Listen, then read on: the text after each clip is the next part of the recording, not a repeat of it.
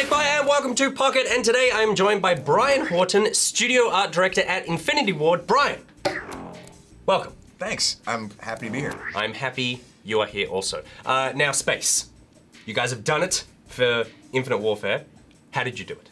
Well, really, it came down to we wanted to provide a classic character-driven story, but then the space context was sort of a new frontier, as we should say, for us, and we really wanted to bring the same authenticity we bring to our other titles into space. And anytime you have a new frontier, that's going to bring an economy, that's going to bring conflict. So we think that's vital and you know, a good place for us to sort of tell a story about what it would be like to have a malevolent power that rises up, becomes militaristic, and tries to destroy Earth. And so what was it about putting the game in space that that gave you the opportunity to do things that you couldn't necessarily do in modern times? Well, we focused on a couple different things. One was we wanted to deliver new kinds of experiences, but still have that Call of Duty pacing and feel. So we have zero-G combat, but it still feels fast and fun. You've got this grapple hook, you can zip around, you're taking cover, but also we have the Jackal, which is this 360-degree, full flight, off-the-rails fighter jet that we can use in space and use on the surface of planets as an extension of your character.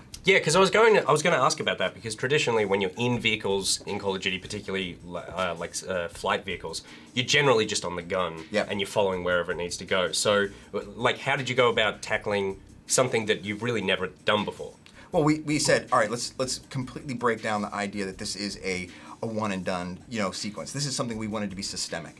And we really spent a lot of time on what does it feel like to control this vehicle. And we try to create a parity between what you feel when you're on the ground, boots on the ground, with what you're like in a Jackal. So that it has similar controls. It actually has strafing controls, forward and back. So it has this VTOL kind of thing in space. And then when you lock onto an enemy, it just feels like this amazing kind of roller coaster ride.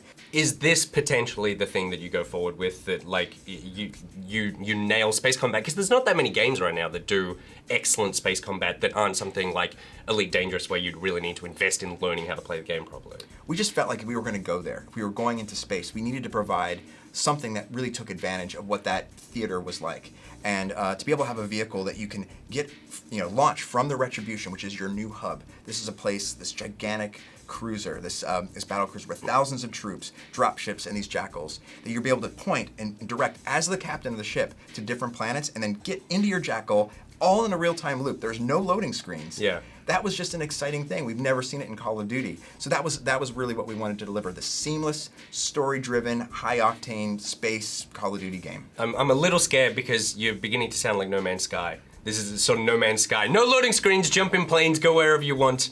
Have you actually achieved this? We've achieved this. Yeah, this is something that actually you can play right now. We've gone gold. We have something that you can play right now. Seamless experience, and it's a really cool, compelling story as well. Now, you guys sort of famously have used the same engine for ages. And I've read lots of stories about like how difficult this can be, where you're sort of like constantly updating the engine, but it's at its core sort of old tech. You look at something like Battlefield 1 coming out now, looks incredible. As the art director, are you kind of pushing people to go, like, it's time to update this thing, and with the space combat and all that sort of stuff you've never done before in the other games, how's that engine holding up? We've completely rewritten our graphics engine. So we have new pixel shaders, we have new HDR rendering, we have a brand new animation system, physics. I think as an art director, I'm always trying to push the graphics of the game, but really we're in service of that experience. And the experience is, part of that is creating that fluidity and that feeling of speed. And I think we've struck a really fantastic balance. Now, you've also got Kit Harington on board. So I feel like part of your job was easy because you just used the face that already exists. How was it taking like one of TV's biggest heroes and turning him into someone really awful? Well, I think that's why he was really compelled by this role. I mean, he gets to play heroes all the time. That's sort of what he's known for. So to be able to dive into another aspect of a character and really, bring a villain forward was really interesting for him. And for us, it's just such an amazing catch to have, an actor of his caliber bring Stalin Koch to life. So he's one of our main villains in the game. And to see him recurring through the story, it really brings that level of quality, I think, to the overall performance. Are you going to kill him and then bring him back to life? I'm not going to talk about that. That's a spoiler. Yeah, that's in the next book. You've also got, with the multiplayer, it looks like the pace and verticality has been slowed down for this game. Do you think that that's something that, people are going to want or miss? I think what we're trying to do is deliver an experience that feels like Call of Duty multiplayer. You know, we're using the Black Ops 3 movement system, but like you said, we have grounded it a little bit more. It is more a 3-lane map design. So, you know, the time to contact and combat is very, very tight. Yeah. So I think we're creating layouts that feel like classic layouts in some ways, even though the advanced movement is in there.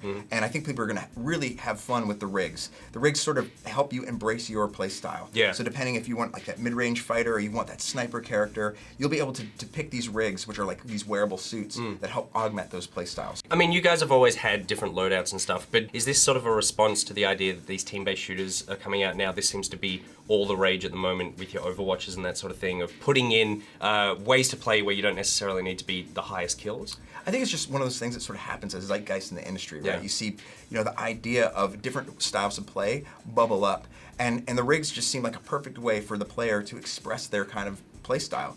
But it's still, you know, your player's still going for their KD ratios. It still has that Call of Duty, this is my achievement. Yeah. But if you can work together as a team and have those complementary skill sets, you can really kick some ass. I mean, it really makes a big difference.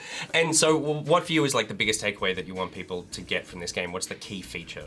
For me, it sounds like it's the flight combat, because that's probably the most interesting, because that's something that I haven't really done before. Well, I think the thing that's really cool is I think there's a little bit of something for anybody in this overall offering. If you want a compelling, story-driven single-player game, you've got, you know, that SP campaign. Yeah. If you want a fast, fun You want to multiplayer, get hammered by 10-year-olds. it's going to be absolutely the game for you. And then zombies, we're really bringing something fun, but also probably the most accessible zombies mode we've ever created. So with these 3 different modes, you're across all of them? Yes. Like, are you trying to find some sort of way of tying these all together, like some congruence that goes across all of them, or do they sort of all stand on their own? Well, it's kind of cool because, you know, we have a tenuous connection with Zombies in Spaceland. I mean, the idea of Spaceland as a theme park is sort of our space tie, but other than that is 80s. It is really its own campy, fun expression of 80s tropes. It's got its own fun, campy, over-the-top feel. Now, with single player, it has got that hardcore science fiction, so it feels real and believable and grounded. And then MP is sort of a bridge. Like, we wanted to bring in that same feel for MP, but its aesthetic can go a little bit further. So we have, like, for instance, the black hole grenade, which is a little bit more science fiction than we'd allow in the single player campaign.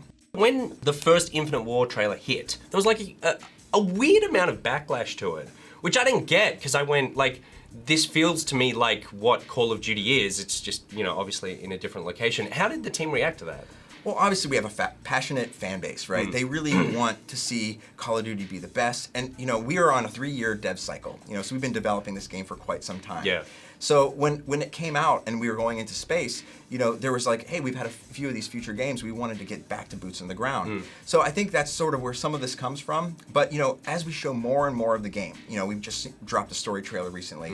People are like, oh my God, that looks so cool. That looks so great. And our multiplayer trailer on COD XP, people were having a ton of fun playing our game. Yeah. I think that we've now turned people around, but it took a while because it's sort of like a shock to the system for them.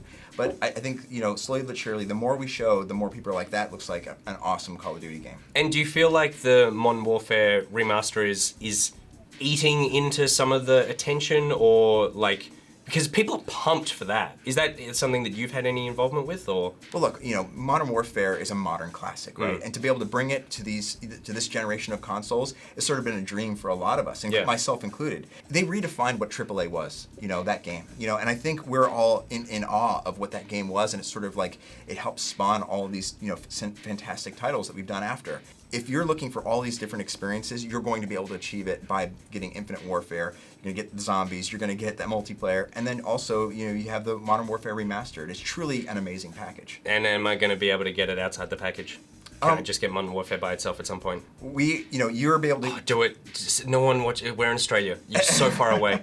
Just say it. You'll be able to play it with Infinite Warfare, and it's just such a great bonus package. So close. Are you sure you don't want to say that you're going to be releasing in 6 months by itself? We are really excited to bring you Infinite Warfare with Modern Warfare Remastered. I had to try. All right. Thank you very much, Brian, for coming in and chatting. It's been a pleasure. Yeah, it's great. Good luck. Cheers, man.